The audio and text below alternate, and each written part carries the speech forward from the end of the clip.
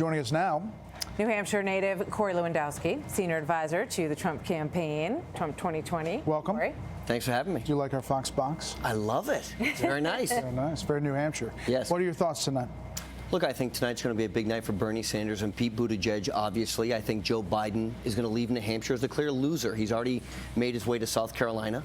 And it's very disappointing for his supporters because when he filed for office here about 95 days ago, he said he was going to compete in New Hampshire. Coming off a fourth-place finish in Iowa, I think this could be the end of the Biden campaign. I hope it isn't, but I think this may be the end of the Biden campaign tonight. We have a quick soundbite from Joe Biden earlier. Let's watch this. I refuse to suggest any Democrat can lose. I think, we could run Mickey Mouse against this president and have a shot.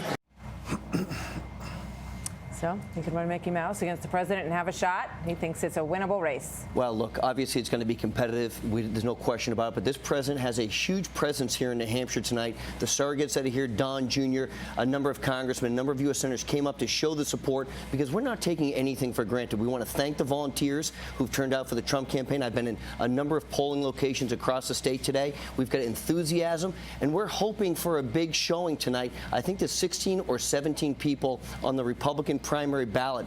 Remember, the highest percentage an incumbent president has ever received in New Hampshire for re-election was Ronald Reagan in 1984. He received 86% of the vote. Barack Obama, when he ran for re-election here as the incumbent, received just under 81% of the vote. I think tonight you're going to see a Republican Party that's unified behind Donald Trump, and we're going to be looking around 90% of the vote tonight. You saw Shannon with the voter analysis, and a big issue is health care. Democrats talk about it all the time. It's why they won in 2018. Is there a vulnerability on the president's side when it comes to the issue of health care? Well, I think it's clear the Republicans failed the president when they had control of the House for the first 2 years. They did not pass a health care bill that allowed individuals to purchase health insurance across state lines. It's something that should have been done. It's something that should still be done.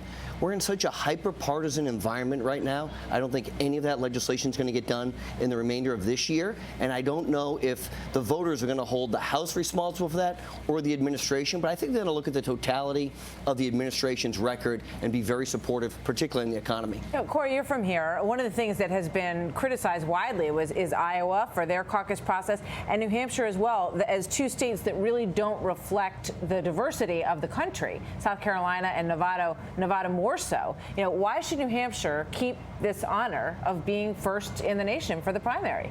Well, look, let's just be clear. Barack Obama won the Iowa caucus, and so it's not that they don't understand a good candidate when they see it. And no candidate in modern political history, going back to 1976, did not finish first, second, or third in Iowa and has ever been elected president of the United States. So they've done a fairly good job. I think if you look at our primary, Donald Trump won it here 4 years ago by 19 points, went on to become the president of the United States. The luxury of New Hampshire is we get to vet people. We get to spend time with them. We get to look them in the eye, ask them tough questions, go to the rallies, hear about it, and we make good decisions here. Look, Bernie Sanders won it last time. He probably should have been the nominee. I think if the process was different, he would have been the nominee, and we'll see what happens tonight. I think Bernie's going to win here tonight, and we know Donald Trump's going to win here tonight.